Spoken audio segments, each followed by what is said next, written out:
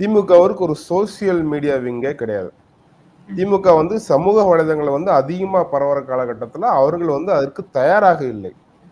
அதற்காக வந்து அமெரிக்காவில் இருந்த பிடிஆரை கொண்டு வந்து சமூக வலைதள சோசியல் மீடியா விங் வந்து உருவாக்குனாங்க. அதன் பிறகு நடந்த ஒவ்வொரு தேர்தல்களிலும் திமுக வெற்றி பெறுவதற்கு இவர்கள் வந்து கட்டமைச்ச பிம்பம், மோடி எதிர்ப்பு பிம்பமாகட்டும், திமுக வந்து பெரிய சமூக நீதி வழங்குற கட்சி அப்படிங்கிற பிம்பமாகட்டும், திமுக வந்தால் தமிழ்நாட்டோட பிரச்சனைகள் தீர்ந்துவிடும் அப்படிங்கிற ஒரு பாசிட்டிவான பிம்பமாகட்டும், இது அனைத்துமே பிடிஆர் அவர்கள் திட்டமிட்டு உருவாக்கிய ஒரு போலி பிம்பம். அவர் இன்னொரு பேட்டியும் கொடுத்திருந்தார். சட்டசபைக்குள்ள வந்து என்னுடைய திரைக்கு வந்து எந்த நிதியும் இல்ல, எந்த வந்து அதிகாரமும் கிடையாது. யாரிடம் அதிகாரம் இருக்கிறதோ அவர்களிடம் கேளுங்கன்னு சொல்லியிருக்காரு. அதே மாதிரி வெளியில ஒரு பேட்டியில் என்ன சொல்றாரு, கட்சியில எனக்கு எந்த பதவியும் கிடையாது. நான் ஒரு கட்சியின் அடிமட்ட தொண்டன் மட்டுமே அப்படின்னு சொல்லியிருக்காரு.